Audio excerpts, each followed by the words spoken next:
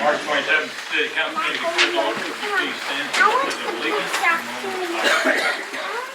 I pledge allegiance to the flag of the United States of America and to the republic for which it stands, one nation, under God, indivisible, with liberty and justice for all. Thank you.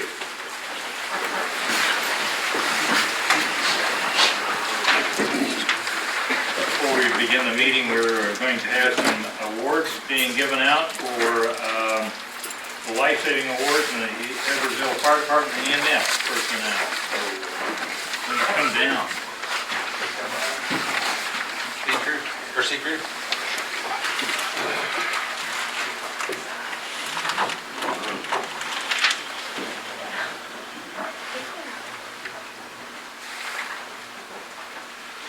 As we've talked again before, CPR Life Saving Awards recognized the secret night for an incident that occurred back in November.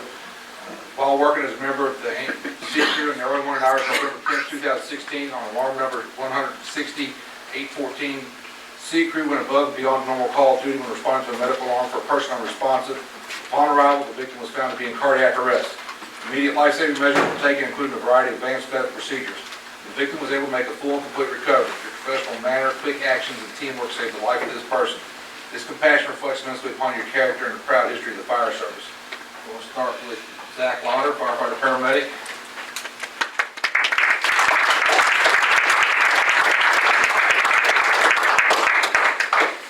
Firefighter paramedic Eric Fournier.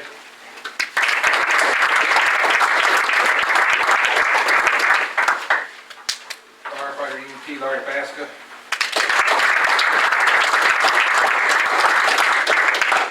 Driver operator Warren Robinson.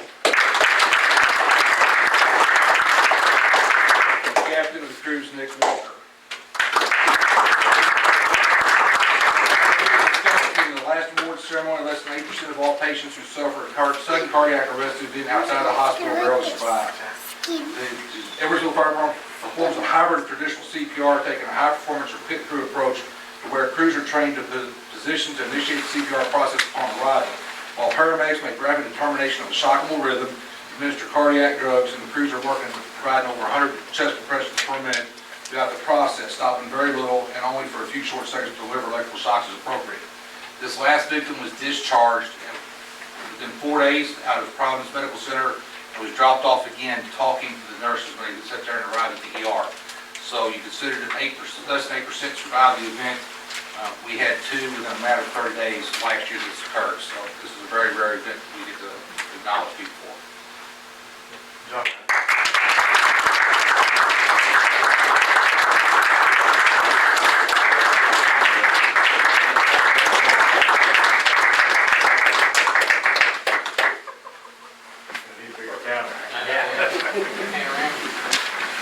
We've got one more recognition for Captain Nick Walker and Captain Rob Van Bibber. These are both our 2 experienced and senior investigators we have within the agency. You consider the size of Edwardsville, we do not have very many fires result in a lot of investigations, less than about 15 per year. Our 2 investigators are part of the Eastern Kansas Task Force of investigators that comprise the metro area. Last week they were sent over to help investigate the fire scene in Overland Park. When you consider you're trying to dig out just 2 apartment complexes alone, to find cause determination is quite a bit. Tackling 22 additional homes, it was a very tedious task. Captain Van Bibber and Captain Nick Walker investigated 3 homes that were as a result of that fire that day, on that Tuesday. Word back from Overland Park's fire marshal is they did an excellent job. They bring again another sense of pride to the Edwardsville Fire Department because this is putting our name on a map for such a small community in the metro area. So they're both receiving challenge coins tonight from the fire department for their work representing the agency with the Overland Park fire and then our fatal fire we had occur here 3 weeks ago in the city. So thanks, guys.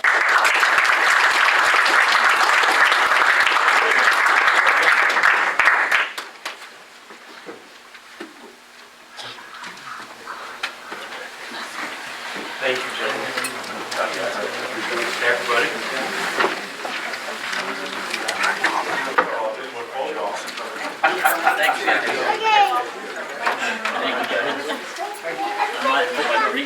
We got T-Rex. Thank you.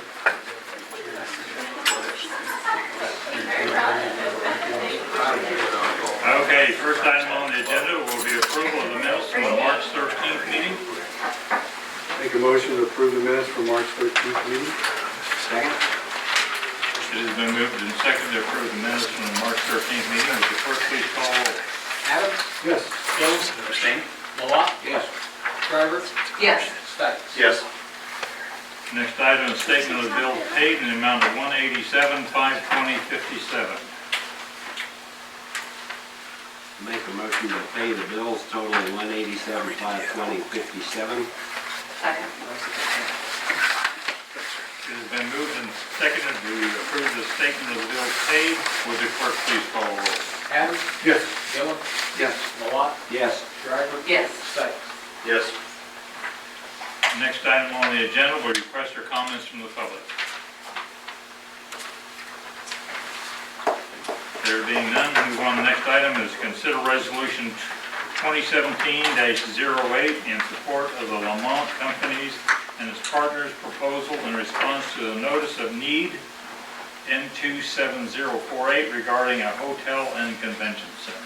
I will give a brief summary here. We are also joined this evening by Maddie Crossland, who is, I guess, standing in as the representative on behalf of Lane 4/Lamont Companies et al., I guess, would be the best way to say that. Basically, in January of this year, the unified government issued what they call a notice of need, that they believe that there needed to be developed in the Village West area a full-service hotel with approximately 225 rooms and a 30 to 50,000 square foot convention center. And those responses were due by March 16th. As you know, during the same period of time and shortly thereafter, the developers of our properties, which include the Lamont Companies as the hotel convention center development, saw this and thought, aren't we doing somewhat the same thing right there in Edwardsville? And so they submitted a proposal to the unified government saying that we would like our site to be considered for the purpose of hotel convention center. And while we know it's slightly smaller than what you're requesting, we can enlarge our site to accommodate that. In other words, add about 40 rooms to the two hotels and increase the convention center to about 30,000 feet of usable space. They don't count the back room part of it, which is around 3,000 to 4,000 square feet in our current process. So they did in fact submit that request. The only incentive that they're asking for from the unified government would be the 1% sales tax generated within the TIF district, which typically on projects inside the unified government, because when they're done in the Kansas City, Kansas area, they have both the city and the county tax. When we did our proposal, mainly for timing purposes, it was not submitted as part of the overall TIF funding. So that is what they're requesting, which, as it states in the agenda memo, will generate about $250,000 annually for the project to add the additional rooms and add the additional convention space. So a very small investment on behalf of any entity out there to do this expansion. Obviously, we incentivize this overall project to make it happen accordingly.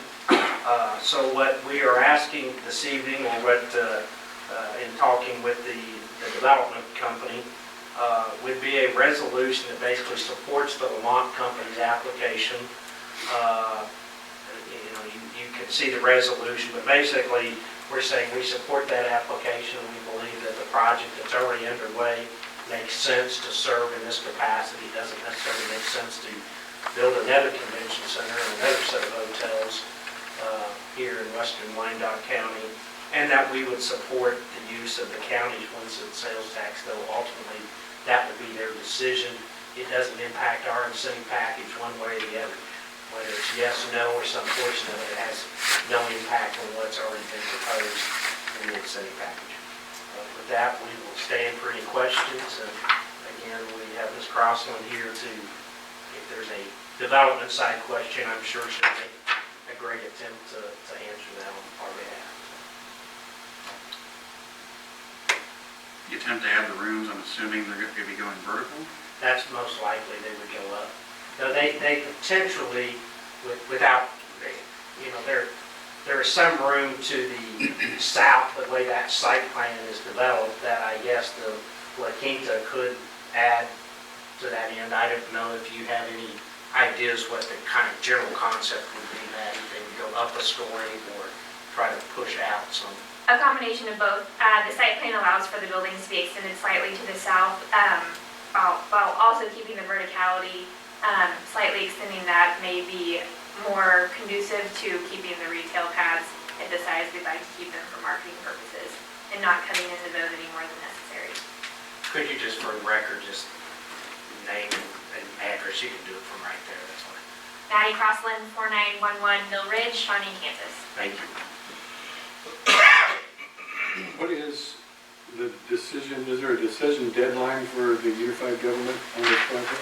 Not that I saw that they had a specific, they were looking for, I think, partners to say, we think we need this and are looking for opportunities to develop this. I don't, in some respects, when you read it, it's similar to maybe what they have downtown, where they have the Reardon Center, which is in the hotel, which at that point, it used to both be publicly owned, and then later they sold the hotel to a private company, yet the convention center is still a publicly owned facility with a management company. In this case, it'll all be privately owned and operated, so the city or cities won't necessarily won't be taking care of anything associated with the managing the operation of the convention center. When is this going to be presented to the unified government? The proposals are not made by presentation, such as, coming and speaking in a public forum like this. The proposals are submitted and evaluated by different committees within the unified government, and typically they provide public release to the RFP. Any time frame? Not that I'm aware of. They vary. Typically, we hear something, especially if they want to do something like a finalist situation and interview maybe the top 2 candidates within 30 to 45 days. How long is the developer going to wait for a decision before moving forward with the project? Developer is moving forward with the project on Friday. That shouldn't impact any grading at all, because the grading process needs to happen regardless. Correct. That's what I understand. Yes, we'll be a couple months into site work before this would affect building plans. We don't have, as far as building plans, they haven't submitted building plans. We obviously have the development plan that's approved, and they could adjust that within our system without probably any adjustment. If the building's approved by this much, they would probably have to come back and do a revised final development plan. So the preliminary plan's there.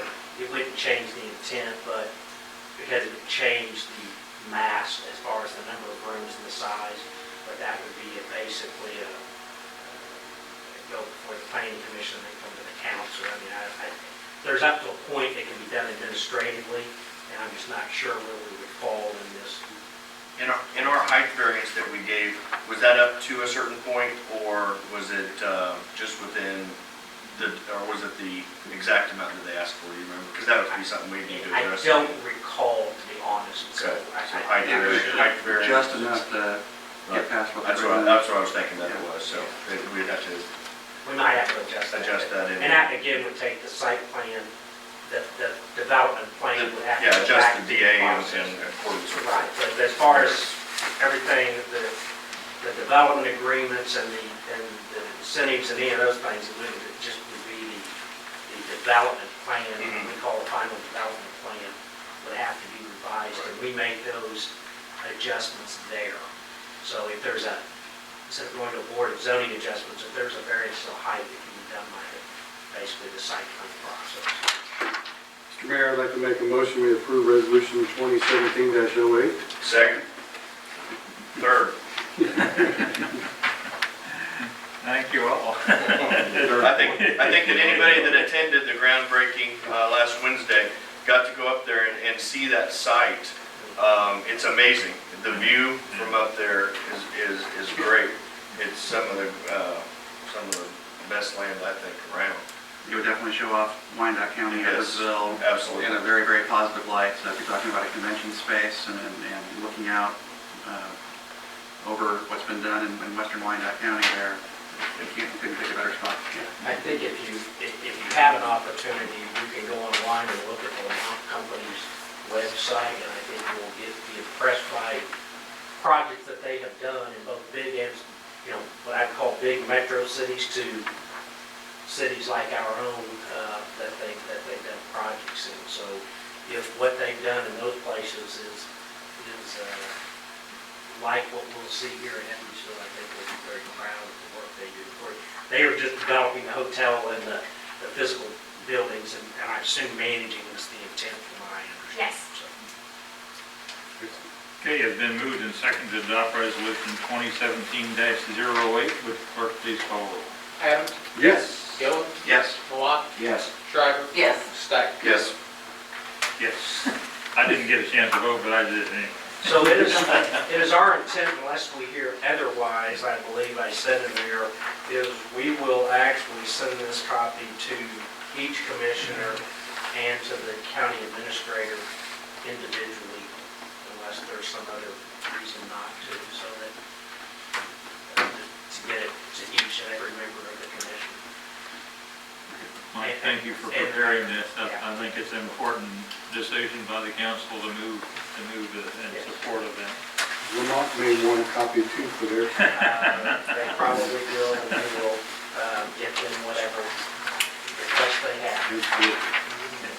Next item on the agenda will be consider authorizing the city manager to enter into a rental agreement with Epcon Mobile for the use of temporary office facilities for Edwardsville Fire Department.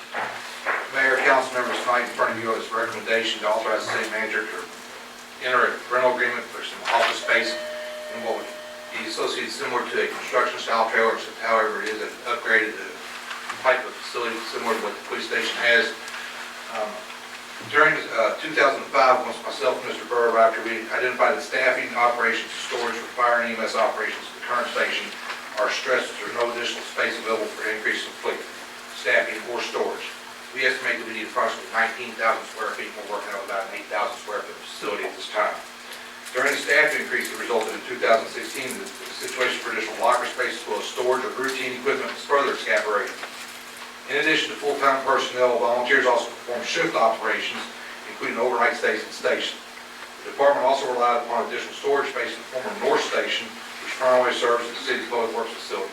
This has been reduced storage space for fire operations, as we cleared out that room to allow public works to expand because they needed more space in their operations as well. The implementation of the temporary office structure will gain the department 480 square feet in the temporary office structure alone for office and file storage space for myself and Mr. Burr, the EMS supervisor. Furthermore, moving some of our operations from the station into this space will free up an additional 264 feet in the station for the replacement of all EMS supplies in the EMS office, allow the captain's workspace to be relocated from the radio room back into what used to be my office, and it will also incorporate a separate sleeping area for either the captain or female employees or volunteers in the current fire chief's office. Right now, that berthing space is shared between Mr. Bird's office and the EMS supplies and everything else. So we do have female employees that are working overnight, such as tonight, that we keep them out of the main bunker. It allows for some privacy concerns in the fact that when Emily gets up at 4 o'clock in the morning, she's going to work at 4:30, so she's not waking everybody up in there. Based on its evaluation, staff recommends the city council authorize the city manager to enter into a contract with Acton Mobile for a temporary office structure for this year for $4,975 for 2017, and for $4,120 for each year after that, for a monthly cost of approximately $343. An additional $1,500 is budgeted for electrical connections and other miscellaneous expenses related to the initial setup of the office structure. Are there any questions I can answer at this time? Where would this be positioned? It'd be in the 5 parking spaces directly behind the fire station, so it'd be on the western side on the back 3 doors. So it'd be hidden from the front side, but you would not see it when you're driving up and down 4th Street. You would see it on the back side of 3rd Street. So we'd reallocate those parking spaces and rededicate them up to the side. The side of the parking lot over here, move them out of there to facilitate the speed in the back parking lot. Does that placement cause any zoning issues? No, that's one of the things we've looked at as well, so. We They'll also, have to do some, obviously this, you know, you get the renderings, but there may be required for some landscaping and things like that. I mean, typically, right, we don't support trying to use temporary structures like this for permanent uses. And, you know, as we know, it's a space issue, similar to what we did with the police department. So there's no, this doesn't create any additional parking issues for us in that sense, because there's already adequate parking on that side of the building. So firemen won't be able to park right behind the fire station, we'll have to park and walk across there. when we did look at this, we looked at comparison. We got the cheapest rate for a month of rental because we anticipate it's going to be longer than 11 months. It'll take much longer than that. So that's why our rate is down so low. Also incorporated this, we compared to purchasing it outright compared to leasing it. We side on a portion of leasing it because if there's a leaky roof, something breaks, some sort of issue like that, it's covered under their lease agreement. And we're not on the hook for paying those repairs. Will this be a brand new structure? No, sir, it won't be. Unfortunately, it's a couple years old. However, the one that we looked at within the 2 weeks, they said they would deliver it. It's going to have new carpet put down and painted, if I'm not mistaken. So it has a fresh exterior coat of paint on it, and the new carpets. The interior walls and everything else were in real good shape when we actually viewed the trailer itself before, as part of the process of looking at it. Do you have a target date for occupancy? Once approved, they estimate it to be no more than 2 weeks to have final setup on site. Electrical probably may take, we've got to probably have to work out, so. Well, when I sat there and got the price quote from MC Electric, you know, they need about a 3-day heads up time. It would be within a week of the time frame that they'd have delivered if you're ready to. That's the only connection utility wise we'll have in this facility. So there's no restroom facility? We're having a restroom facility removed out, made into a secure file storage area, which we don't currently have at this point in time. Because of the cost of trying to use sewer over there, I think myself and Mr. Burke can walk 10 feet back in the station to use the toiletries there.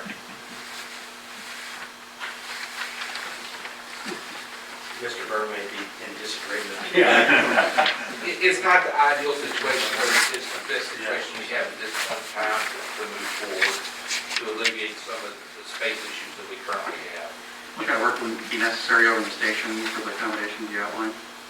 What kind of rework, or is there any construction there? Well, the only type of work we have to have is we have to have a new 100 amp breaker placed in the northwest corner of the structure of the firehouse. Is going to feed the power feed into the trailer from there. So it'll be coming out of our main 400 amp breakers on the side that are currently on the parking lot side now, trenched in, coming around, come back up on the northwest corner of the structure, and then run over to the trailer. That would be the closest location for it.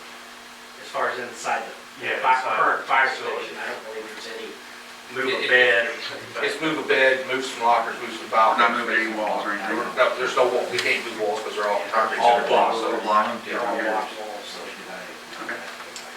This is not our legacy project for the fire department. Chief, what about the heating and cooling? You're just gonna, It's part of the actual Is trailer that part itself. of It it? runs off of the 120 service that comes into the trailer itself. We're estimating about a 10% increase on our monthly utility bill. and this is just strictly going to be you and Tony?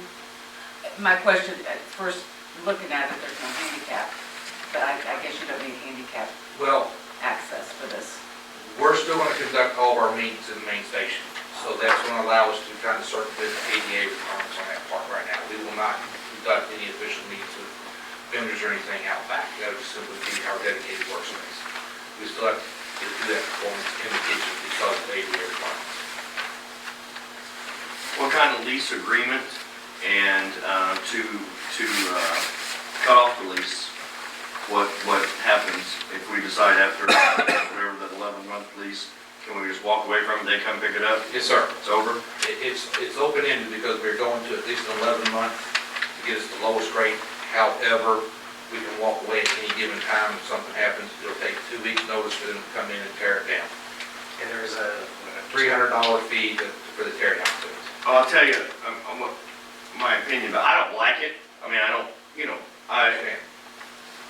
it's ugly.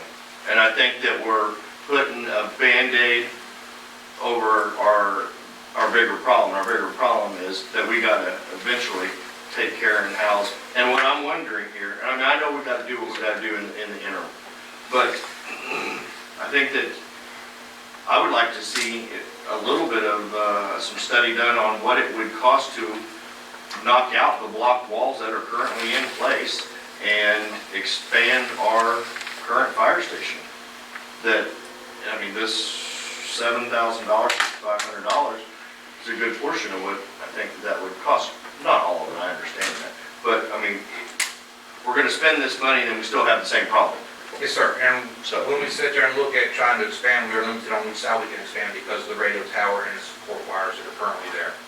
The radio tower is still active, and we have to sit there and make plans to relocate that as well if we try to start to look at any type of expansion on the structure. Also, when we talk about expanding on the existing structure, everything's a low-bearing wall on those outer walls, so we're cutting through brick walls. It's an estimated cost of about $33,000 for 3 years.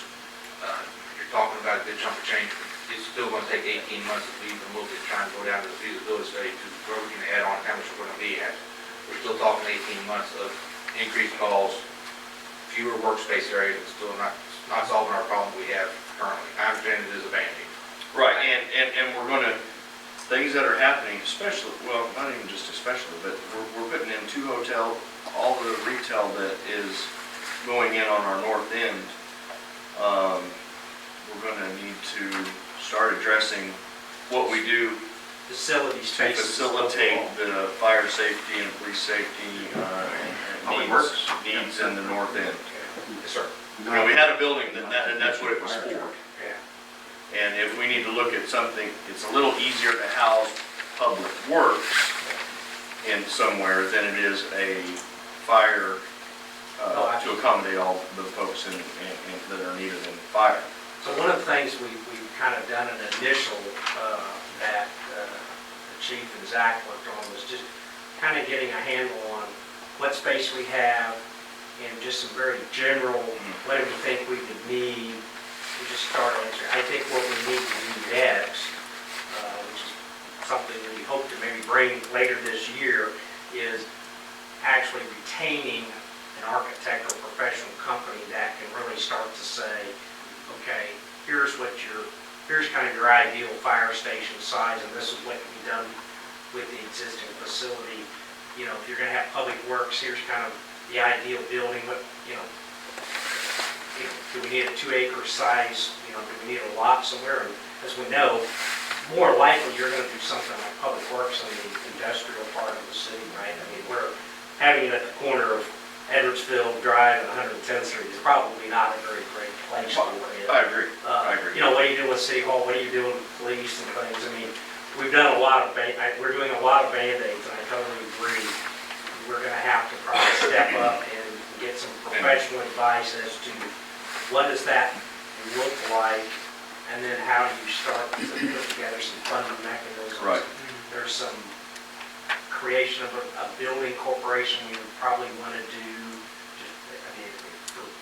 more for just purposes of bonding, etc. So we don't see this as a great solution, to be quite honest. You started off with a few problems, and you're trying to address how you do those, everything from EMS operations to, quarters, and I mean, we've added, when that building was built, now we're right at 30 years.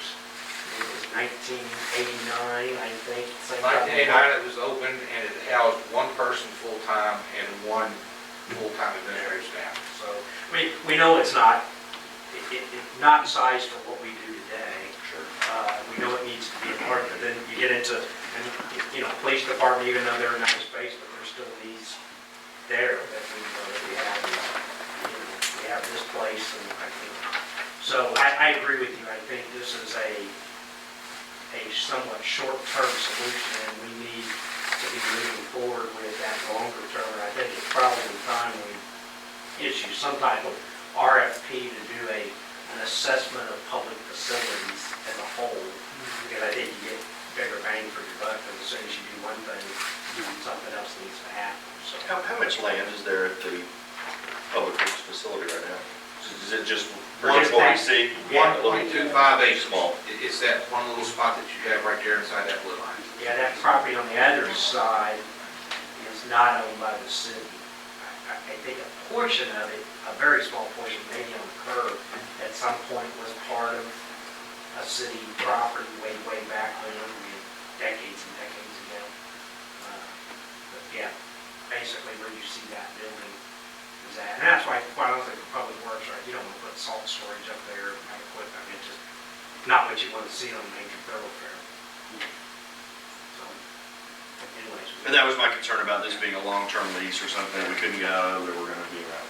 Basically- I think there's a bigger issue that we need to be addressing, and that, but I understand what the need now. This is a short-term solution to a long-term issue that has right now anticipated no budget impact, but we can make up for it in this year's budget with that as well.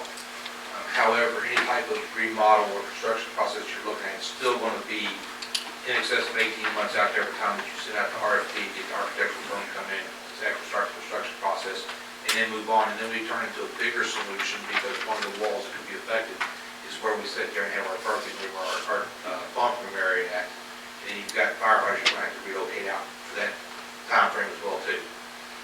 So I don't think there's any ideal solution other than trying to look at a long-term solution to it.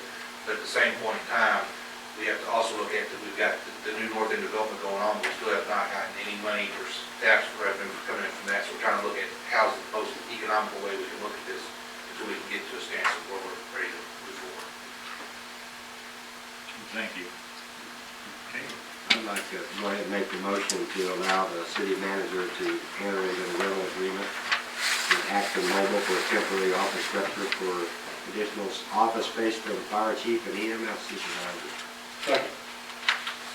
it has been moved and second to authorize the city manager to enter into a rental agreement with Atcon Mobile for the temporary office facilities for Edwardsville Fire Department. Would the clerk please call roll? Adams? Yes. Gillen? Yes. Malat? Yes. Shriver? Yes. Stike? Yes. And I'd also like to request that maybe we think about some kind of a task force or some kind of a procedure for trying to upgrade the fire department, fire station physical facilities, if there's some outside input that we could use on that, and also to study making some room and some building for the public works department. I think it's a necessary thing that we're going to really have to consider quickly, because with the development coming, we don't even have a fire truck with a ladder on it that will reach the top of the hotel that we're building. So I agree. there's some serious issues ahead of us. I think the chief and I's thought was in the data we collected for the facilities assessment is to start presenting that in a series of, as part of the budget workshops, which will probably start around May.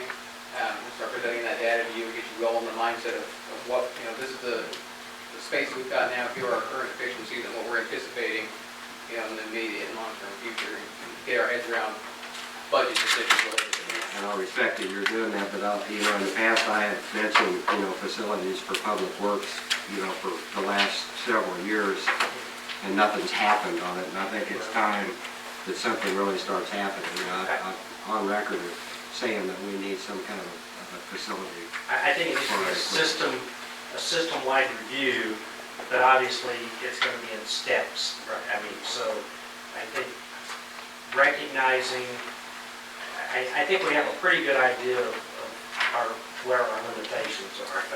I understand that. And now it's, how do we take that knowledge and start putting it into, and again, we're going to need some outside help. Typically architects look at that and can start, I don't know, how many offices and what should they be, and then how much quarter space and bathrooms. So we have to start looking at that. There's a number of good architectural firms in our region that quite honestly have specialized in public safety facilities all around the U.S. So we're fortunate in a way to have resources close by. Some of the best. But, obviously there's some cost associated with that, but I think that's reasonable thing to do. So we'll start putting that process together and, probably be a little bit, but bring something back and start from there, so. Thank you. I just had to throw that out there. No, you're absolutely right. I mean, because, you know, I've said this before, you know, it does the fire department no good if they can't get down the street and can't, I mean, a water hydrant's great, but if it doesn't have any water in it, it does you no good. And, you know, if somebody's breaking into my house, you know, great to have a bunch of guys in a fire truck, but they're probably not. Yeah, we could talk for a long time. I mean, you can't drive a police car with a busted windshield because of hail damage either. Right, So, so, you know, we're not protecting our assets, and I think that we definitely need to do that. so we will move forward.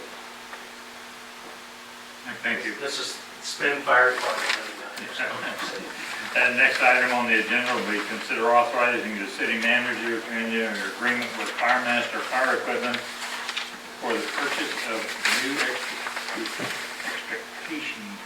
extrication, I'll get it, tools. It's only one tool that we're bringing in front tonight. Oh. As you're aware, we spent quite a bit of money last year on the new battery-powered equipment. In front of you tonight is for the city council to consider authorizing the city manager to enter an agreement with Firemaster Equipment for the emergency replacement of one new rescue ram extension tool with the additional extension funding from the sales tax fund. City staff replaced the main extrication tools with a cutter, spreader, and combination tool in 2016 from the sales tax fund. It was transitioned away from tethered hoses of hydraulic fluid from a portable power unit. The Edwardsville Fire Department responded to a serious automobile accident requiring extrication on call drive on March 21st. During the operation, staff had to deploy the existing hydraulic extrication ram to remove the victim from the vehicle. The existing tool was 22 years old and still relied upon hydraulic fluid under high pressure through hoses pressurized from the portable power unit. During the operation on the accident scene, the tool suffered failure and is not repairable due to age and availability of parts. City staff identified it more prudent to purchase a new battery-operated extrication ram to match the current battery-operated tools, which are the primary extrication tools for the department. Based on the current evaluation, staff recommends purchasing the Genesis E-Force 2.0 battery-operated ram with the extensions from Firemaster Fire Equipment for the price of $7,798. Firemaster is a local vendor for Genesis Tools, who the department purchased the rescue tool package from in 2016. Firemaster, when we sat there and approached them over the emergency replacement of the ram, promised us and it quoted us on the HGAC pricing that I had to go through HGAC for this emergency replacement. This will sit there and update our entire fleet of our mainline extrication equipment to a battery-powered operation. If you remember, this is our third accident involving a car versus a semi in the last 12 months. On this scene, when we had the failure of the ram, we still ended up spending about 40 minutes extricating the victim out of the vehicle, way past time. We are in front of you tonight to sit there and replace this one ram. We will still keep the main backup tools of a hydraulically powered spreader and cutter on 620, but this will put everything on 623 on battery-powered units. If there's any questions, I can take them at this time. One of the reasons this is before the council, even though technically the dollar amount we wouldn't necessarily have to be, but our policy says anytime we expend special sales tax funds, I think unless it's under $5,000, that those will come before the city council so that you're aware of that fund from that, because it's a special funding mechanism. So part of the reason it's before you is because it would be paid for out of special sales tax fund, which is where we paid for the previous equipment. Mr. Mayor, make a motion authorizing the city manager to enter into agreement with Firemaster Fire Equipment for the E-Force 2.0 battery-operated ram with extensions Second? for $7,798. Second. It has been moved and second to authorize the city manager to enter into agreement with Firemaster's Fire Equipment. I'm going to leave it to that. Would the clerk please call roll? Adams? Yes. Phillips? Yes. Malat? Yes. Shriver? Yes. Stike? Yes. Thank you. Thank you, Chief. Next item is to consider a recommendation from the cemetery board to reject bid and reissue requests for proposals for mowing of the Edwardsville Cemetery. Leave that to Mr. Zach tonight. Mr. Mayor, members of the council, the cemetery board approached the city for assistance in administering their mowing contract for 2017. Staff met with the cemetery board during their February meeting and agreed to take this project on. We developed the specs for it and issued it. It was out for a little less than a month. The only person to The only firm, I should say, to respond to the request was the existing firm, Oots Lawn and Snow, at a considerable increase from their current rate. The process to issue the bids was the standard city process, and we posted it online and advertised it online and sent out the bid package to the licensed lawn care providers currently licensed in the city. Based on the fact that we only had the one response back, the cemetery board recommended that we reject this bid and go out again at a shortened time frame for a bid package to be presented in front of the city council at their April 10th meeting. The reason this is going in front of the city council and not just through the cemetery board, because the cemetery board has released that responsibility and to the city administration to be handling the $15,000 that is usually allocated for cemetery operations. Who set the 32 times a year? That was set by city staff, just on it would be the beginning of April till the end of October, and that's not a set, Not a guarantee. not a guarantee amount, that's just what they base their bids on. I'd say that once per week. The current contract with the cemetery is based on 19 mows per year, but even if we maintain that frequency with the rate that the new rate that Oops came out, it's about a 51% increase. Which the increase was anticipated, and from speaking with the cemetery board and representative from Oops, they've been indicating that their rates would be going up this year. So is it stated that it's, how is it stated? So just stated it's estimated 32? There's no indication in there. That's a pretty big difference. Well, that's the revenue. say, Is there any kind of, are we misleading anyone that bid on this to think that it's going to be 32 times? no. In the bid package, it says 32, or this is just the formula to base their work. But I think the question is 32 really the number of times, or is 20 the number of times? I mean, do they want once a week mowing? That was my understanding, but That was the understanding that we got from the cemetery board, that they went once a week mowing. Part of this is expanded to include some groundskeeping activities, which they wanted included for a while, and I actually put in a request to add additional staff to do that. The bid package that we ended up deciding on with the cemetery board bundled those two services together and packaged it that way. I would also encourage you to research some other firms to invite that may not be currently licensed in the city, and as a clause, say, upon award, they must be licensed at that point. right. That was part of the original bid package, and since we've gone out and decided to request the reissuing the bid, we've kind of collected a nice list of outside groups to. My question is this release from the cemetery board, the decision as to who gets the bid and how often it's mowed? Is it solely on staff now? We've been, essentially, yes, but we've been working closely with the Okay. cemetery board to make sure all the specifications are to their expectations. Okay. Well, I understand that cooperation. I'm just talking about the indecision is going to be city council staff, not the. The decision is going to end up with the city council, and the oversight of the contract will be with city staff, and Okay. specifically the public works department. That was what I. Because, I mean, it is public funds. Yeah. Right. It's not a separate funding mechanism, so the funds come from this body, from this city, always has. I think over time, as that relationship is built, we've tried to have it served similar to the way a department would serve. So even a couple of years ago, we started paying bills for them and things of that nature. So I think it's over time, it's really an advisory board in effect. And What kind of action do you want on this? we're just going to reject the bid. Informational, okay. And just out of curiosity, how many mows did they have last year? They did all 19 contracted. 19 is how many they did. I think we ought to do, go ahead, John. Well, we've been discussing this part-time, full-time, maybe person to do trash pickup. I'll tell you again, tonight, driving past down Riverview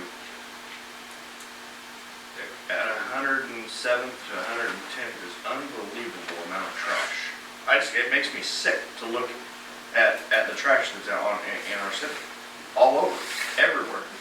And we have to address it somehow. I don't know how, and I know that, and I'm not pointing fingers at staff or anyone else, but I think that we should maybe start looking at some way that we can involve our community in incentives, something that they can do that would, they take responsibility for a section of road, an area. I don't know what that would be, but we have to get more than just our staff involved in keeping our city in a sense of pride for our community.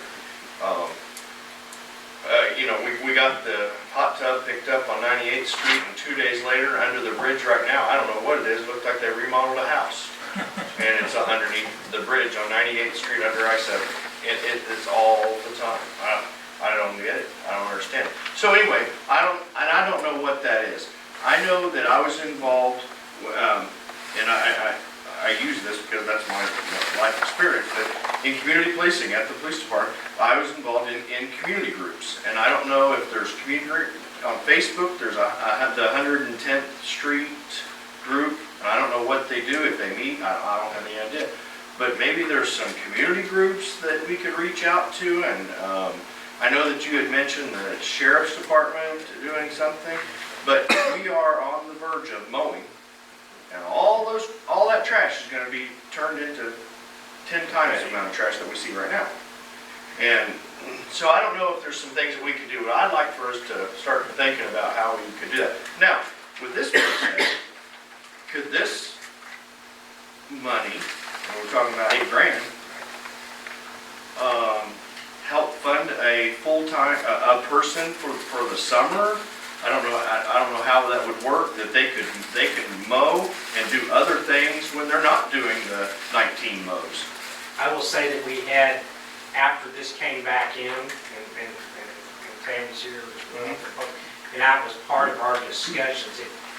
If it's going to be, because under this contract, I don't remember what the total amount was, but it was 20 something. Over about 24,000. And I think our point was, if we're going to spend that much money, then would it be more effective to add a person on staff and take over the cemetery as part of our mowing? I mean, at some point, that makes sense. So I think what would be best at this point is we reject these bids, and as we go out to bid,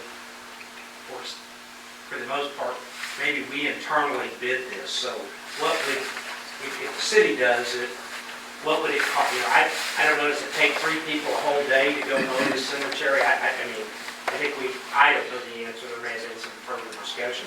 And when we come back, we can take those, bids and decide, is bidding it out still the best option?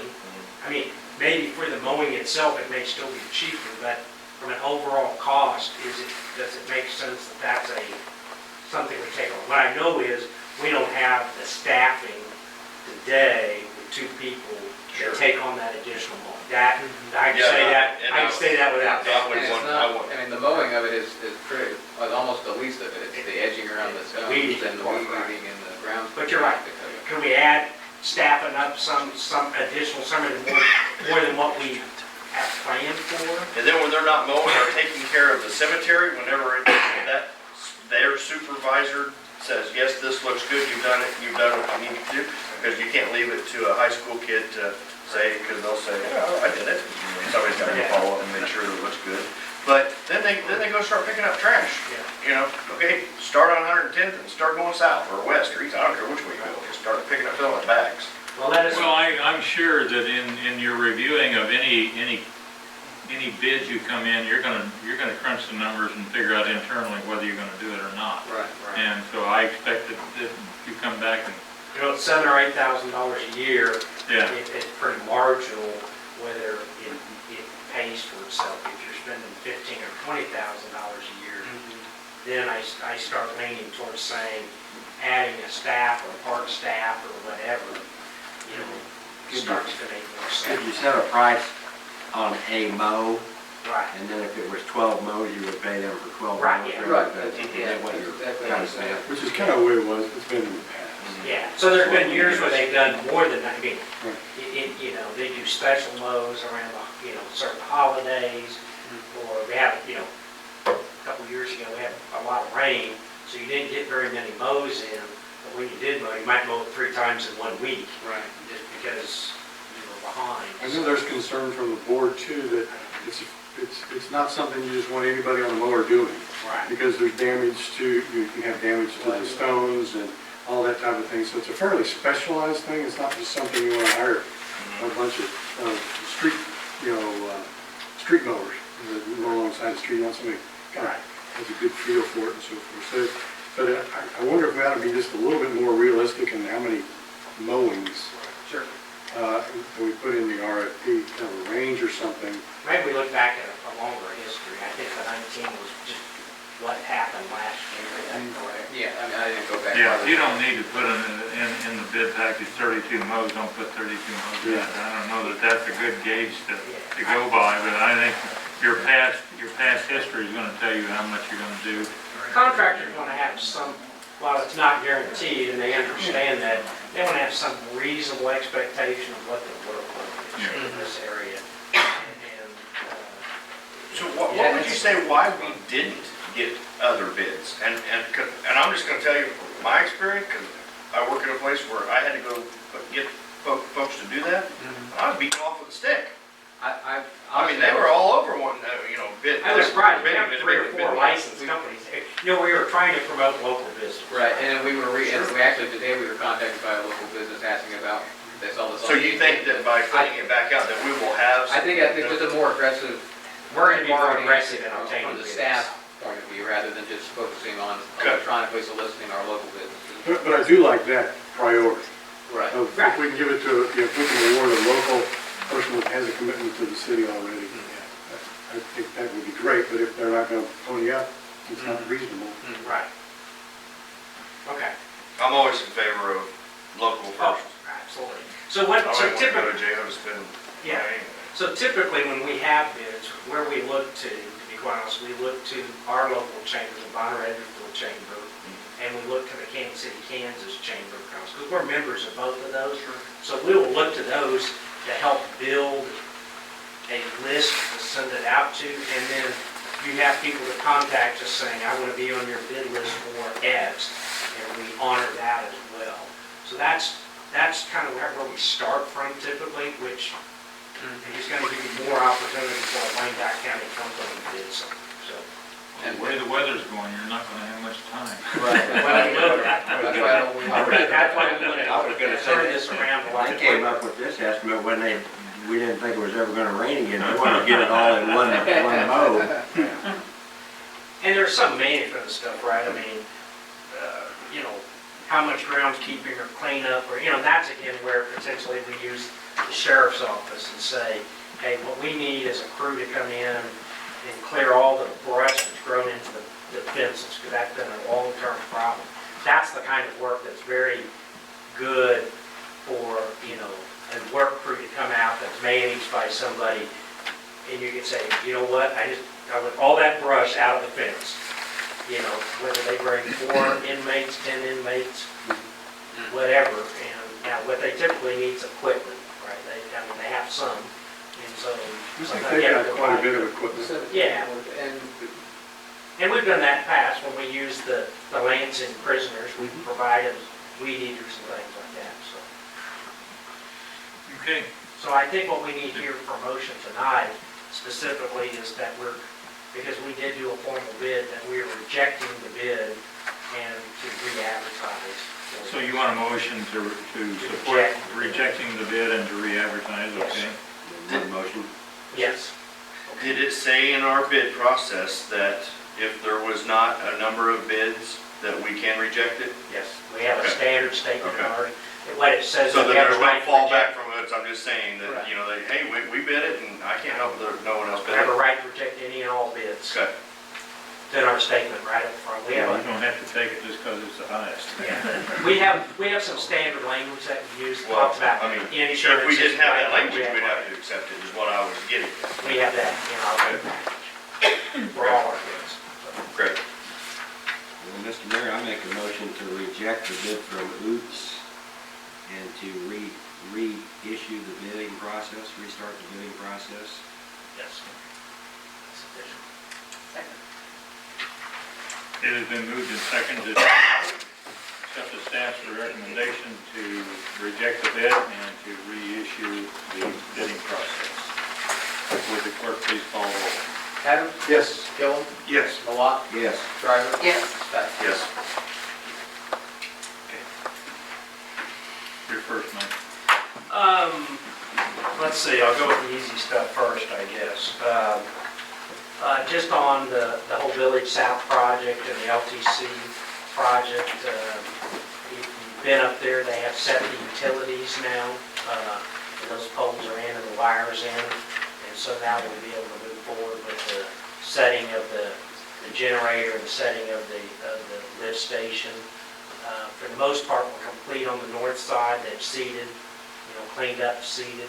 We have to seal a manhole over there, that's one thing that wasn't in the original project, that came out of some of the UG standards, so we have to seal it. It needs to be done, it's right, it needs to be done. We just have to, we'll do that outside this contract, there's only about 2 companies that do that kind of work. So that part of it's pretty well done, so hopefully we'll wrap up the actual lift station mechanism in the pretty near future. So that from the city side, that part will be hopefully completed pretty soon. We are currently obtaining proposals, is probably the best way to put it. We will hire third-party inspection services to represent the city for all the public improvements related to Village South, for the sewers, and the roads, and the improvements on 110th Street. So they will work for us, but be charged back to the development cost. But, nothing against the developer or the engineers they use, but just like any public process, we want somebody inspecting on our behalf so that when we accept that, at some point we will accept those as public ownership. We want to make sure they're being properly inspected. So, yes, sir. The work that was done in front of and to the north of Mr. Herdman's property, which would be the sidewalk, it looks like they came out and killed utilities, That's, yes. probably. I don't know who did this concrete work there, Right. but I was there tonight to look at it. Yeah. It's terrible. Okay. That sidewalk's going to be coming out during the road project. So I'm not making an excuse. It's new concrete. Okay. And you would think that whoever put it in would have done it right the first time, Yeah. no matter how long it's there. Okay. We will, There's who is it for one? I'm not sure who did it was ordered through the contract through Village South. Well, there's people that walk up and down it, because I was contacted today by some of them that walk up and down it. And there's a trip hazard on both sides of it, coming and going north and south. It doesn't match. Okay. The dirt that is between the sidewalk and the road is humped up in the middle a good foot. Okay. It's not level with the street anymore. And if they're going to do it, they need to do it right. Absolutely. I don't care if it gets tore out in 6 weeks, 6 months, or 6 years. It needs to be done right the first They time. should have, I'm fairly certain, have a right-of-way program. Mhm. There was a third party on behalf of Atmos Gas, I know was And one. I'm pretty sure it was gas, Okay. but I don't know that for sure. But I know that they were think it doing is, but it looks disconnects terrible. over It's the only there. section of new concrete that's up there, and it won't be done. And I don't know if the water is disconnected or not. Water Follow up on that. It was water. Okay? Water, Water. well, we'll follow up on that. I looked up there too, and they left a broken section of concrete in there too, that they just set back in.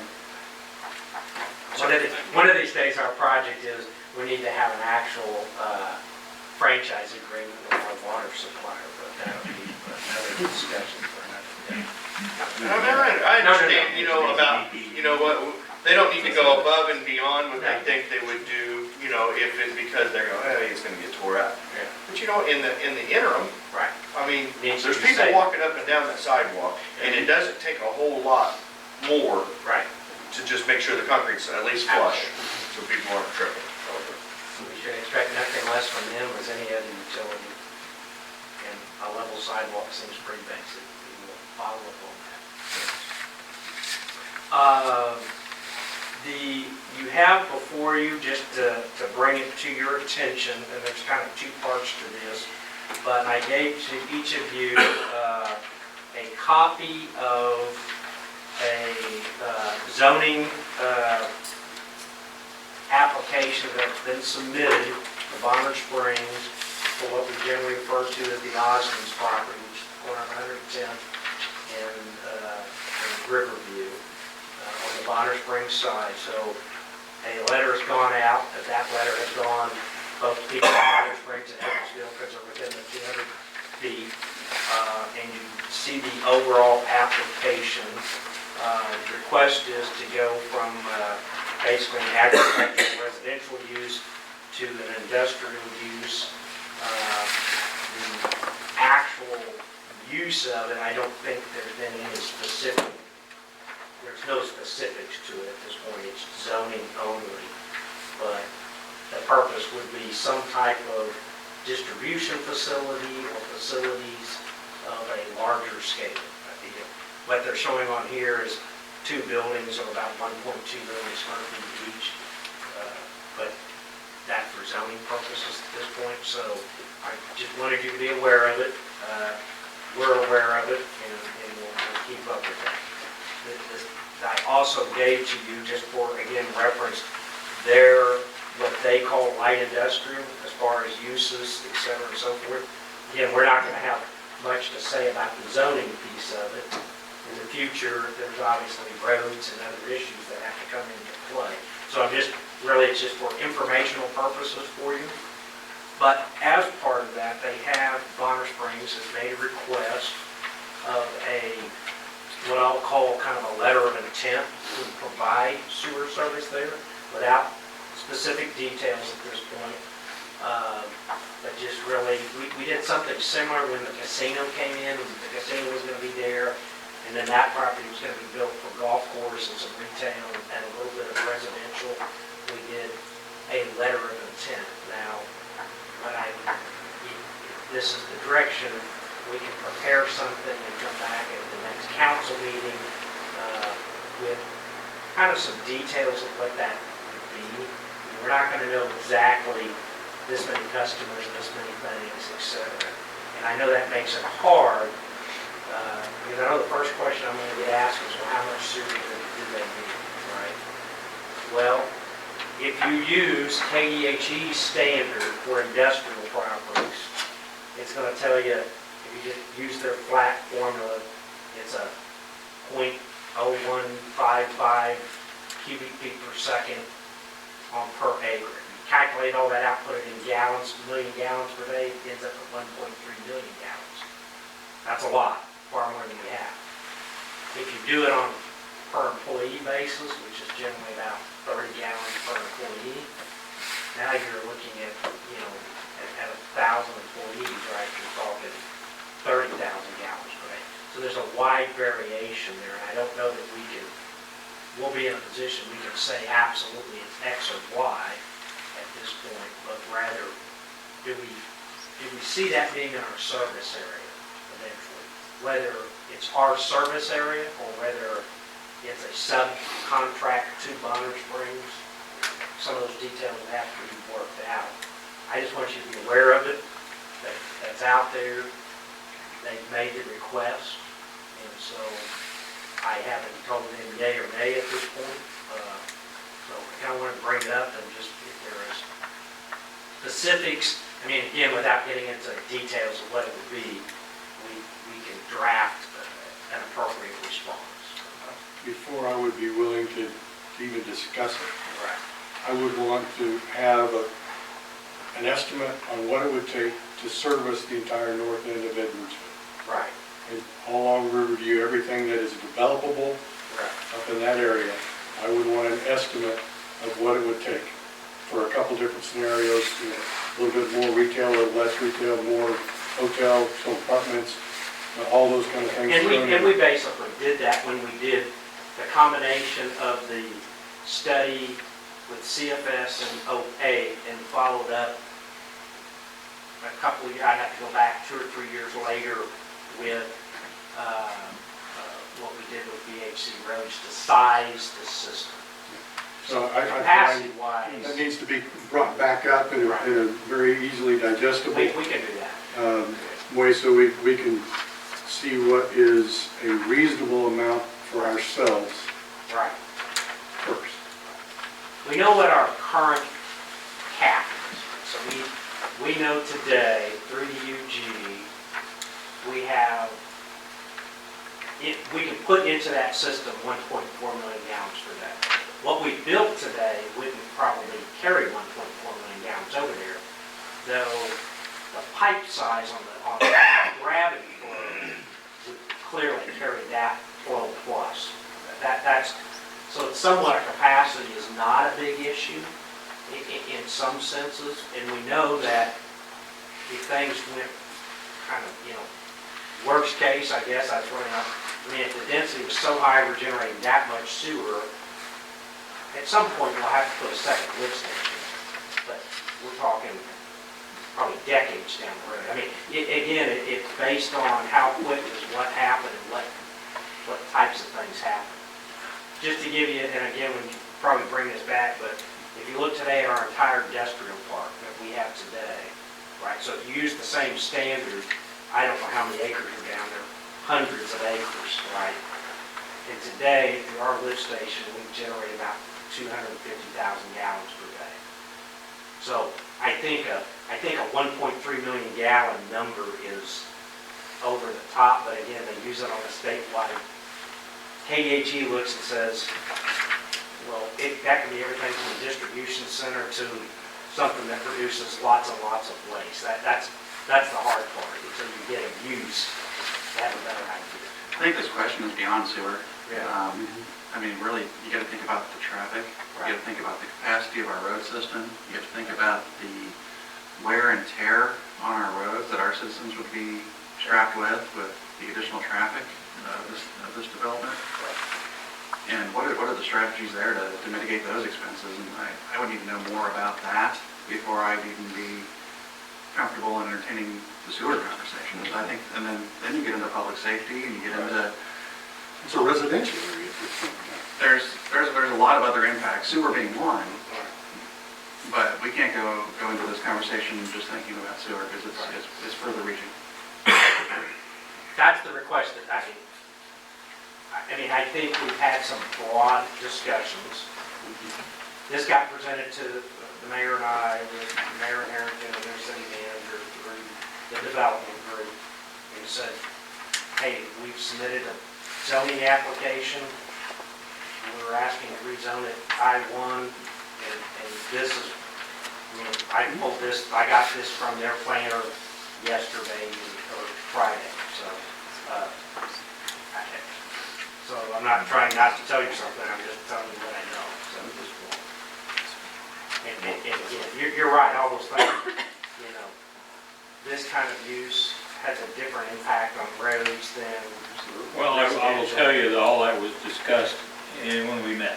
Yeah. It was not just about sewer in the discussion, it was about roads. And I can say public safety, again, I'll go back to the casinos. At that point, the discussion was, because the access was predominantly for that area, it's hard to get to from Bonner Springs, or was, and it may be easier now because they moved their station, but, who's going to provide that? I know they had an ambulance call there one day, and Bonner was saying, well, why are you sending us? It's 110th Street address. Well, technically that property is in their service area today. I don't know what the thought process, we haven't had any in-depth other than. My concern is beyond day one. Yeah. Day one, Right. even if they put some money into a project day one, Right. our citizens are going to be strapped with maintaining those roads. maintaining a lift station. All the things that come along with it. Now, I will say, I think there's some opportunity here for us to also address our public safety needs with Bonner, just what we were talking about earlier. Yeah.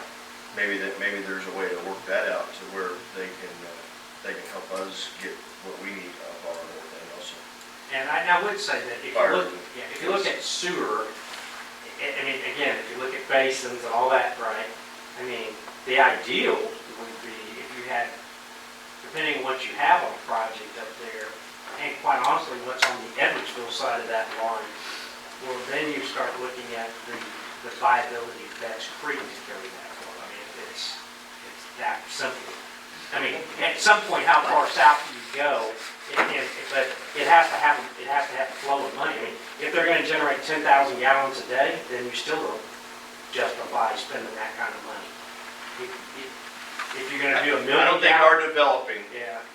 is going to slow down. I think it's just, we're going to be addressing this for quite some time.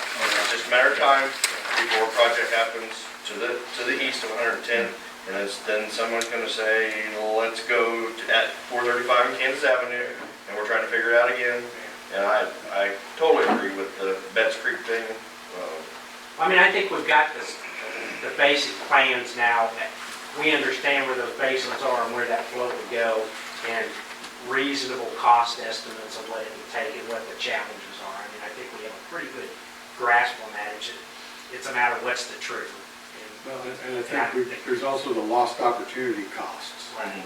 It is, in my mind, is the biggest thing we're looking at, is we've got a big section of land that can be developed and benefit our citizens for decades. And so that, to me, is the most important thing, is what are our potential needs for the next 20 years, and in that area up there, and serve our citizens first and primary. I don't disagree. I'm bringing forth, they made that request, and I certainly wasn't going to respond to that request without having further debate at this body. I'm not the smartest, tool in the shed, but I'm a little smarter than a hammer. Well, and not to be, I guess, so coarse about it, but they need us more than we need them.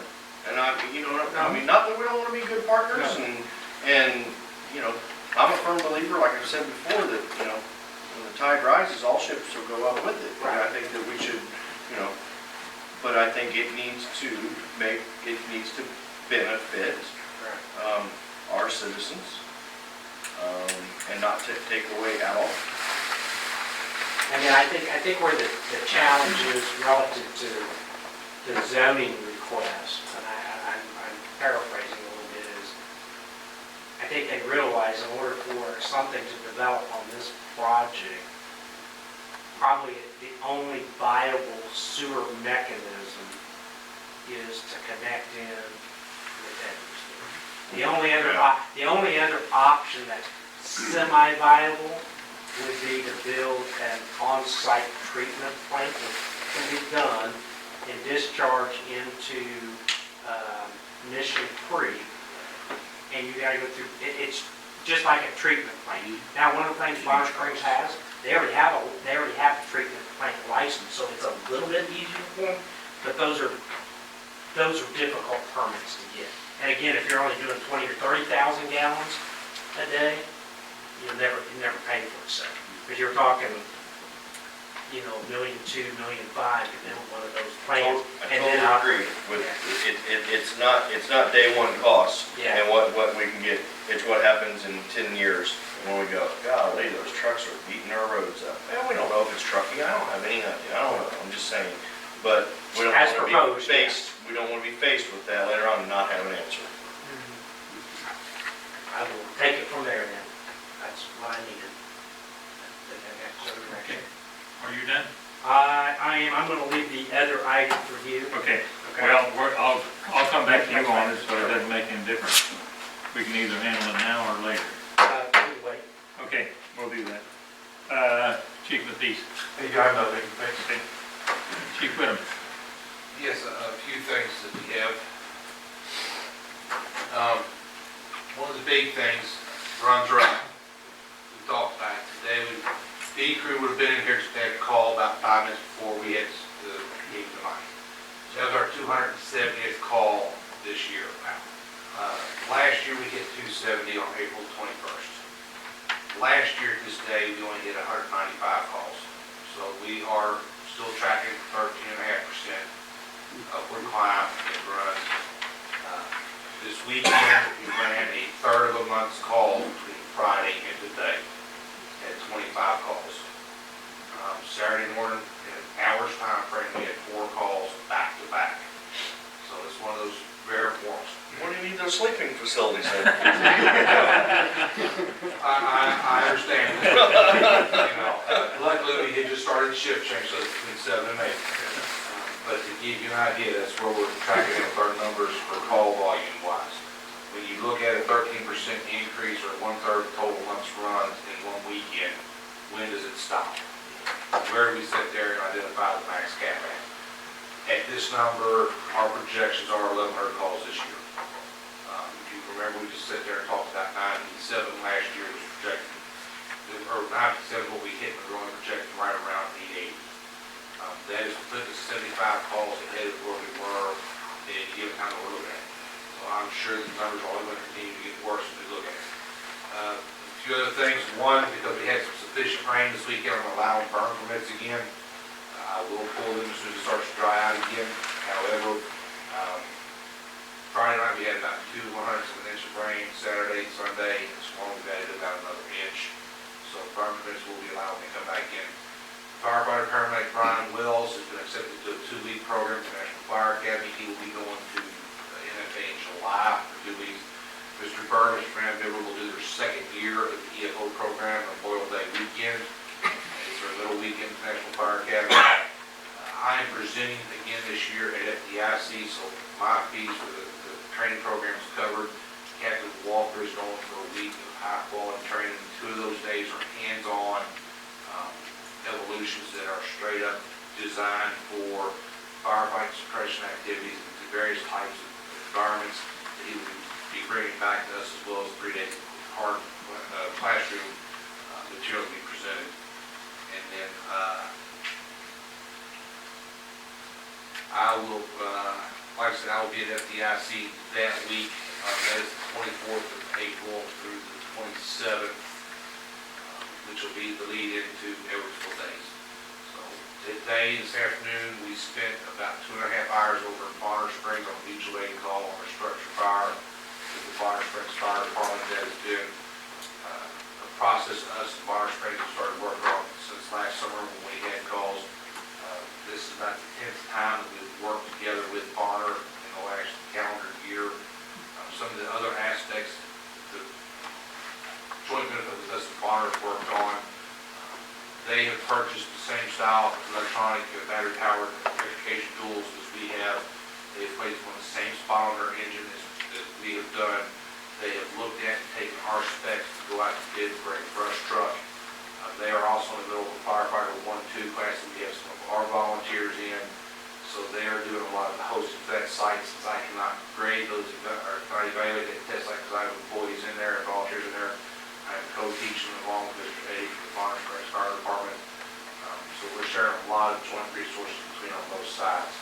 So we expect to see a little bit more from Bonner Springs and Edwardsville, a little bit more Bonner Springs. Chief, is there any, can you identify any reasons? Because our population is certainly not growing by 13%. Yes, sir.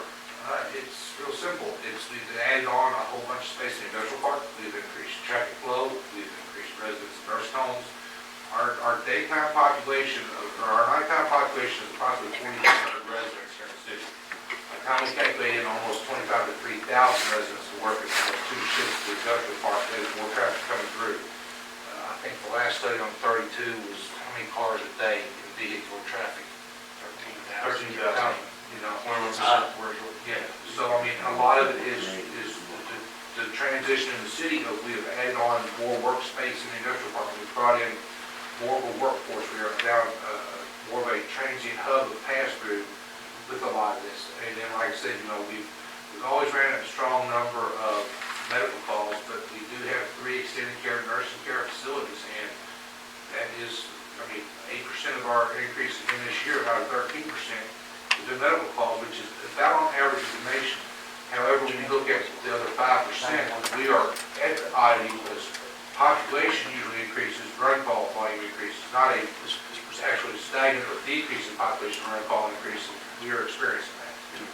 And I don't think that what we have planned on the table with more development here in the industrial park and up north, that it's going to lighten up anytime soon. We are, the chief and I were talking about that, start kind of diving into those numbers a little bit more, where those are. You get some things that false alarms, some things go up with the other things and they track together, but to start, we looked at it, and not that we don't look at it on a regular basis, but if you remember a number of years ago when we were looking at the ambulance, it was like, where's the calls? Well, predominantly they were south of the railroad track, 82%. I don't know if it's still clearly the highest number of calls are here, but I'm just going based on hearing. I think that call volume and where it's going, it's also expanding. So We're still tracking about 80% south of 32. We'll keep looking at that. It gets to our earlier conversations too, about spaces. Before we go on to Public Works, I would say also, just a reminder, Edwardsville Days is coming up the 28th and 9th. We've got a lot of things out there we've been doing on Facebook. It has its own Facebook page. Yeah. We have some great musical acts that are coming in. I think we're really going to have a great opportunity. We rented all the spaces in the community center, and now we're renting spaces outside for vendors, and they're all crafters. So we said the person selling the windows, or chiropractics, or a drawing for a free go-kart, or whatever that one that was out every year. We said thank you, but that's not really what we're looking for. So Zach's done a great job of doing that, but we'll get really busy in the next 2 weeks before that with all kinds of stuff. But I think it's going to be we can just, if the mayor will bless us with good weather at his prayer breakfast, that's coming up on that morning. So mark your calendars. I know that will be coming. You got the mouse race, We have the mouse races. We still need some sponsors for mouse races for the individual heat, so you represent or know a small business. Send me out something so I can get mine in. We'll get the mayor on that, so if there's others, we'd love to have you. Sorry. That's okay. Tammy, Public Works. Well, I just kind of wanted to briefly discuss a little follow-up from 4 weeks ago. I wasn't here at the last council meeting 2 weeks ago, when the code violation issue had come up, and we had all discussed that. First and foremost, I think Zach indicated in the last meeting that our code enforcement officer is back. He was off from a long illness, and he's back on staff, and we're actively working code cases in the community and to improve, to improve the environment. I think in 3 weeks, we've opened about over 24 cases, and so we're going to be a little more proactive, and we've developed a few new processes that we're going to follow, so I just kind of want to give you an update on that. Thank you. Jeff, we'll start with you. Great. First off, I think the groundbreaking was great.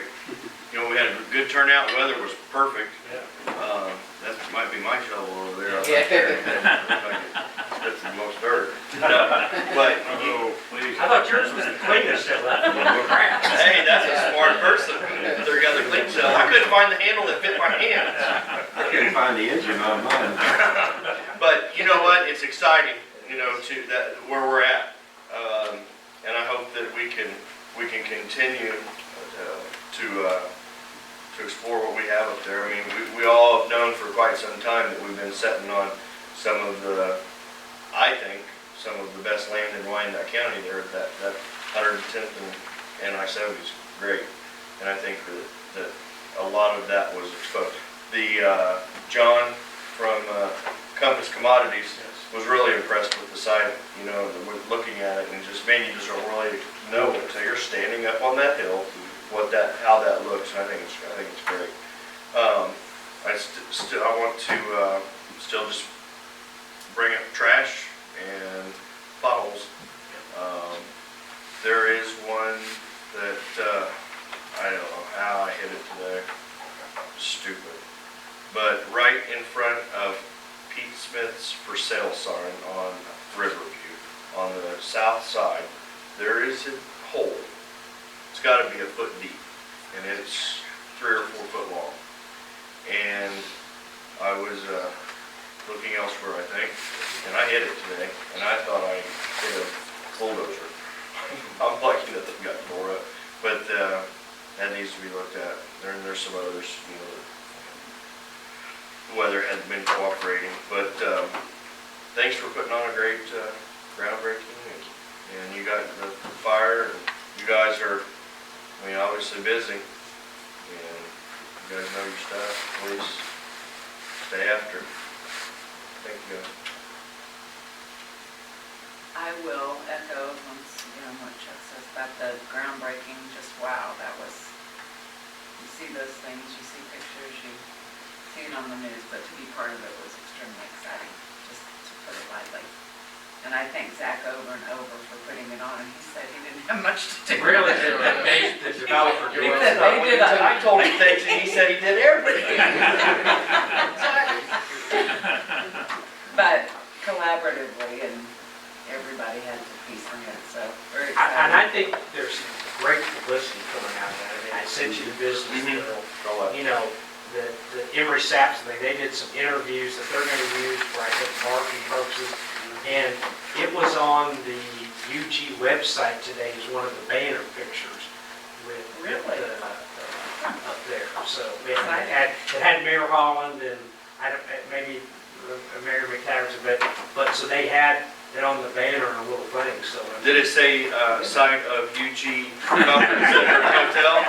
I don't recall that being there, but I do think I think it's an opportunity too for us to use those kind of things to market our community. Because people start asking, so what's going on and what's happening? And then they're going, well, hey, maybe it's something I want to look at too. So. And it's hard to gauge sometimes online interest, but just the live pictures that we had posted during it has generated 5,000 impressions. That's quite a considerable jump from what we usually do. I wanted to touch base. Last meeting, Chief, we talked about home alarm systems and possibly, well, both chiefs. How can we go about registering the phone numbers, or has there been movement on that, or I'm sorry. No, we've been working on it pretty steady. There's just some process things we've developed. We had some examples of forms. They didn't really capture everything that we wanted, so it went from kind of a draft to kind of more advancing it. And with one of our partners on third shift, so it's a little bit of communication and things like that. But we have a process in place where we're going to start. We've drafted the letter. We have a database of alarm runs just from the police department, which includes some of the fire runs as well. Because when we go on a run, we have a log of that information. So we will be sending out notices. It doesn't even, some of them go clear back to 2008. Some people will get a letter which says, we've passed this ordinance and that you're now required to register if you still have an alarm system. What we're trying to really target, the business ones are very easy. It's the residential ones that are difficult because people move or they decided not, I had an alarm but I never should turn it on, that sort of thing. So whether or not it was 2008 or it was yesterday, they'll receive this letter that says, if you don't have it anymore, just ignore it, but you're required to do so, and we're going to try to target a time frame in the next 45 days. So to get the information in, get it updated in our database, and it's fairly comprehensive. We have a lot of information at our fingertips, and so we're going to try to capture as much as we possibly can. We also have the business licensing aspect as well. So what will happen when business licenses come up for annual renewal, there'll be a piece on the form from the city office that says, please indicate your alarm and whether you have one and who your contact. So that piece will be there as well. We're trying to get ahead of that specifically the residential, but the business is stuff we have as well. So we're going to be sending them, but we don't have all of them. We're not sending every business license or licensed business a notice right now. And we're going to go back through the records and check to see whether or not they indicated an alarm presence before.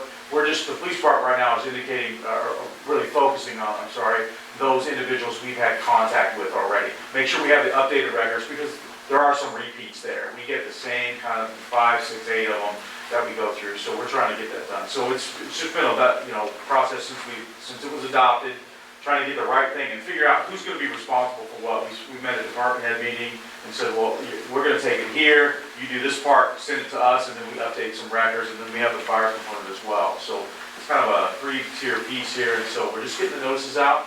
As soon as we get that information, we'll update it.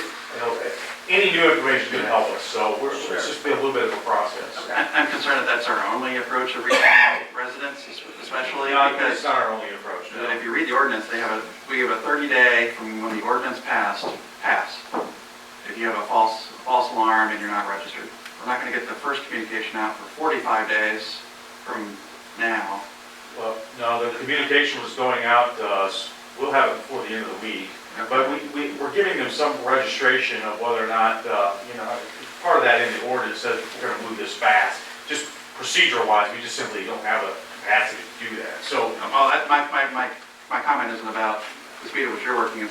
It's a flaw in the ordinance that was passed, is that we said, you got 30 days to have it right, and how many days we're going to eat up and trying to figure out how we're going to communicate. We got to think about that when we pass ordinances and make sure we have enough time built in to build a process in place to communicate the change. Because I don't want to see residents penalized because there might be a letter sitting in their mailbox and their alarm went off. Right. and again, I didn't foresee us documenting in the sense of holding it against somebody else before their registration period, and all this is done in process-wise. We thought about this, we've had to make some modifications. Just based on, we had one series of ordinances, we decided to move away from that, a little bit is over-regulated. So we've done some different things that we brought to you what we thought the most efficient and simple way to process it. So we're just working on, so the process was certainly, Chief Whittam developed his own series. What we did with that piece of it, we blended the two so we don't have two separate ordinances. So we've been working through this. It's just a little bit, it's going to take some time. We have to, build some of the letters and things. We didn't want to write a letter that wasn't aligned with our ordinance that was going to be passed, things like that. So once that's done, it just takes some people to get some of the things done. I think part of that ordinance, that 30 days is if they have an alarm and it's not registered, then they're going to get noticed right then, and they have 30 days to comply. So part of that is a year from now, if somebody doesn't have it, they're not automatically cited. So they get a call, and they go there, and they had an alarm, and it's not registered, they have 30 days to comply. I think that's part of it. Will our residents be able to register on our city website? This letter is a one-time shot. We're going to send a letter out, it's done. Which includes the form, right? And then we will post that form that they can print off and that sort of thing. I don't know about web application. We can certainly look at our web host to take care of that. Again, that's going to be... We've been looking at web forms for a number of things, from like getting a fire burn permit to be able to complete that and send it back. Right now, the system has the capability, but we don't have it in place. So with their letter that required for the registration, they'll have the form that they can send back and they can email that. They can take a picture of it, scan it, however, we'll make it as simple as possible. So whatever we do.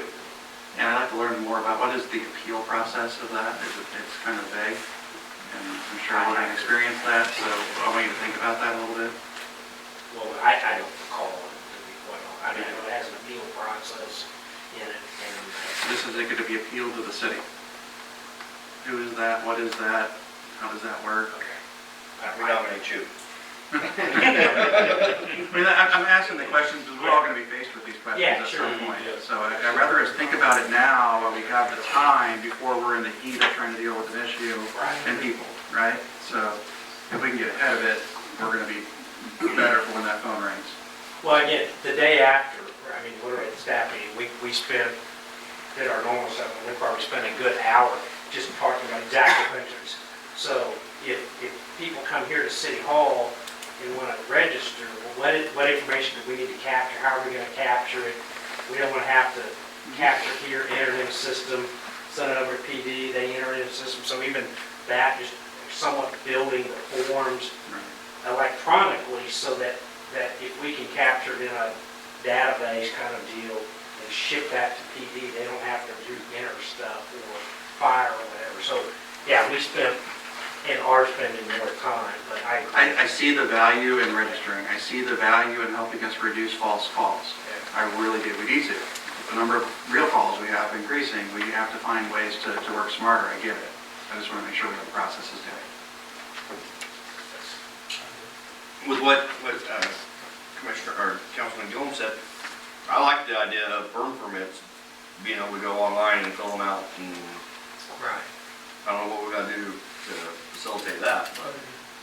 It's some software change that just, I mean, the technology, when the company that hosts our website has the ability within that website to do online forms, and Mark, the chief, could talk better about it than I can with the technology. It's just we have not implemented that piece of the technology and decided which things we would do. And then if there's a fee associated with it, how do we do online payment process? We have that in utility billing because the software, the utility billing software has that capability beyond our website. So you can go on, I believe, I've been corrected, but if you want to pay your utility bill, you can do that. But what we don't have right now is necessarily all the lookup features that somebody can come on and look at their history and do this. And I'm not even sure that in a situation like we've had where the chief has opened up the burning permit process that a computer can determine who says it's time to, you see what I'm saying? Well, I think you still gotta make that call. I think you gotta call down and say, are you burning today? Are you allowed burn Yeah. permits? And then fill out the process. And that's the concern that we would have is, do they automatically assume when they put it online for a burn permit and it is automatically go out and do it?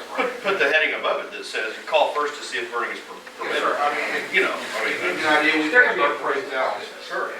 We've had burn permits out that we stopped because of the drought conditions that went on. And we had an incident this weekend where we had a homeowner that, well, I can't get a burn permit. Well, what do you mean you can't get a burn permit? Well, your all's office hours are on Monday through Friday from 9 to 5. Well, no, sir, there's crews in there. Well, when I stopped by, they didn't answer the door. Well, was there a big red fire truck at the door? Well, no, there wasn't. All you gotta do is come back and talk to us. When we open it up, we do it out. That would be my concern with going to an online-based format is the presumption of some people said, well, I've already filled it out online, it's automatically approved.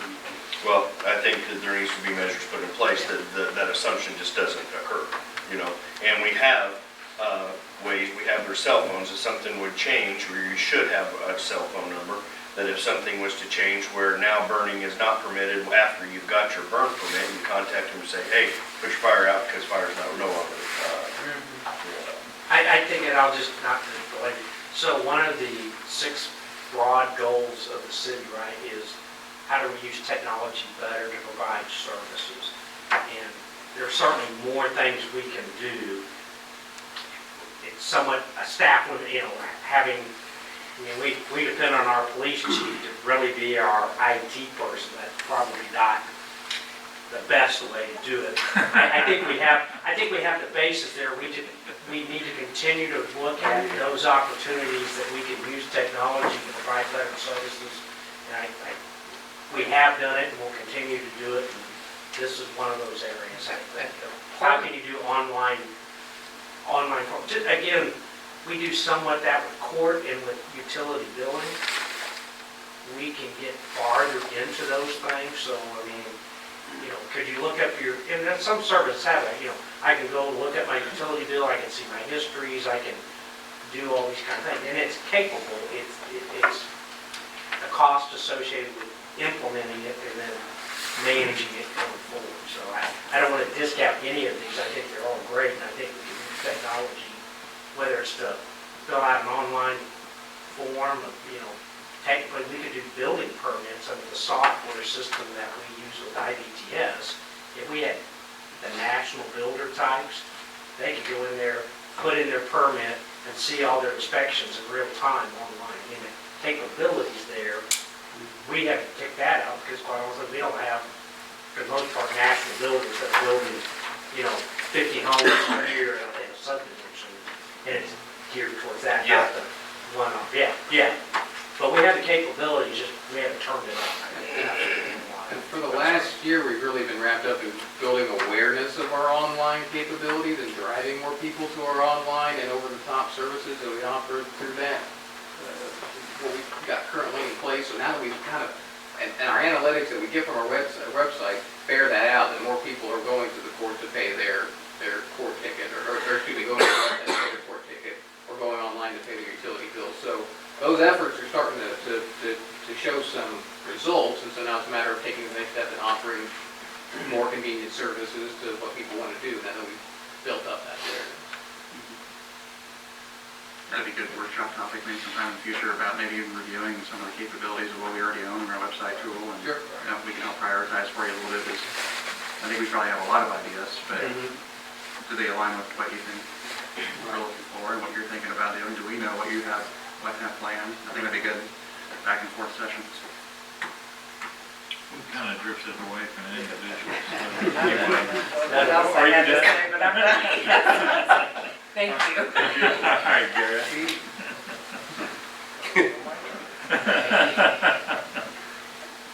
Ditto to what everybody said, it's hard to follow those acts. I did appreciate the groundbreaking, it's pretty thrilling. That's the first one of them I've been to since Swift Trucking and the community center. And it was really interesting, and I was talking with Chuck Stites about that. I've been here my whole life, I've never stood on that spot and looked north. And it was really a neat view to see it. Think about the races when the blimps flying over, that'll be on national TV, on the ESPNs and Foxes and all, think about all of those things that are going to happen. And it's just really thrilling and exciting for that. Chief Whittam, I appreciate that you're working interlocally with Barbara Springs Fire Department. I think that's definitely an asset for us. Anytime we can get along with our neighbors like that, it can't be a bad thing. I was going to ask something else, but I'm going to ask Mike about parking at the bank. There's some trucks parking up there. Still over on the street, maybe? Yep, there's a car hauler up there right now. There's been 2 or 3 trucks parked up there in the last few days. So I just pointing that out. Good. That's good for me. Very impressive, the work of our fire inspectors to be able to go help out our neighbors to the south. And for folks that got recognized here tonight, it was nice of them to all be able to be here, for you guys to take the time to pull those awards together and recognize them for their acts. That does our city proud. The groundbreaking, lots been said about that. I won't add much, but I will say that just standing there again, being able to take that in terms of the future of our city and what it could look like, and the opportunities that are going to be ahead of us still. It's pretty impressive to be standing in that spot and be able to think about those things. Changing gears to Plaza West, I received a couple calls, folks asking about the new buildings on Plaza West and the white siding materials. Is that the final, or is there other material going over that, going to be covering that up sometime They soon? will be basically the same nature of the Plaza West. That's what I've been telling folks. So hoping it that was has a true. stone veneer. No, it has Discuss. a stone veneer and then a stucco finish up around the whole building. That's what I remember. Except the backside, yes. Okay, so that's just temporary. That's just insulated material and stuff, yes. Gotcha. Okay. Yeah. That's all I had. But before we go to Mr. Adams, so part of the reason we have the shovel out here tonight, and I thought it was a great idea that Mr. Stites brought up, what we would like is for each of the council members to sign the shovel, and then we're going to get a plaque or something on it that says, groundbreaking date or whatever, but thought it would be cool to get everybody to kind of sign the shovel, so I thought it was a great idea, so I'll just throw that out there. So before you leave, we got a pen here, you can sign your name, write a little message or whatever you would like for as long as we have the shovel. Sorry, your name is. How do you follow that? Yeah, well, you better. That mud on it. I too, the view up there is just staggering looking north, so it's more exciting now than it was a week ago, with the development. Regarding some of the concerned areas around town with dumping and like under the bridge, under I-70 and so forth, and then in the vein of adding extra work to everybody here tonight, would it be possible to possibly use cameras, you know, in trouble spots? Is some cameras so that we can ID those people that are dumping? We've done it in the past. We've worked with another state agency, and we could probably get the equipment of some sort. Just temporary equipment for those spots, or, I don't know. Because that place under I-70 is all the time. Yeah, and I think we probably have a couple places around town where something like that may be beneficial. It's probably environmental design as well. I mean, just the cameras alone, just to catch somebody, but how about prevent it always? So some signage, things like that, all environmental design. You just start to have to retool it a little bit. It's inviting is what it is. It's inviting. If nobody's around, you can't see, right? So just to catch one or two would be a good start, but I think that needs an environmental change of some sort, lighting, signage, those kinds of things. Don't make it so inviting. Your first volunteers to clean up the set? Well, there is, and then it kind of, I think it's through KEG, is that there's an illegal dumping section through KEG that will provide some assistance, not necessarily financial assistance, but they have, I believe, equipment and some other resources they can make available. I think we used them on. Several years ago. Yeah. On 94th Street. 94th. Yeah. That was real bad over there. A lot of Is that rush. speed trailer have a camera on it? No. We don't want this. That's all I have. Okay, Can I just say one other thing real quick? go right ahead. And I've been thinking about this now that we're talking more about trash and these things. If the police department, when they're doing their patrolling, because they're out, should be more than any of us, out driving our streets and seeing what's there, I would like for them to report back that there's something under I-70 and 98th Street. Because they see it, they should see it long before anybody else does, and they can report it to the proper folks. Couches, Yeah. old tires. Yeah. The list is pretty long. Animals. Yeah. Whenever they can get around to it, they already do that. So it's just a matter of some of that stuff, they just, they don't know. In some cases, maybe it wasn't on their shift, the next shift or whatever. So it's just a matter. But Tammy gets some of those here and there, or it gets through the channel some way. Mainly the animals is our big thing, and old tires and couches. Those are things. We have a dumpster specifically on city property on 98th Street just for that stuff. So the awareness is there. It's just maybe more consistency, I guess. Maybe that dumpster needs to be moved to under I-70. It would get full. Yeah, that's the problem. That's the worst part of it, people would go by and put their trash in. And when it's full, they'll put it beside it. Yeah. Oh, there's challenges to everything. We found that out right down the street. Yes. Before I go into my comments, I want the council to be aware of at your place is a draft letter to be sent to Mayor Holland regarding the quiet zone. Specifically, pay attention to number 3. We did express, I should say, I expressed the council's feelings at that meeting.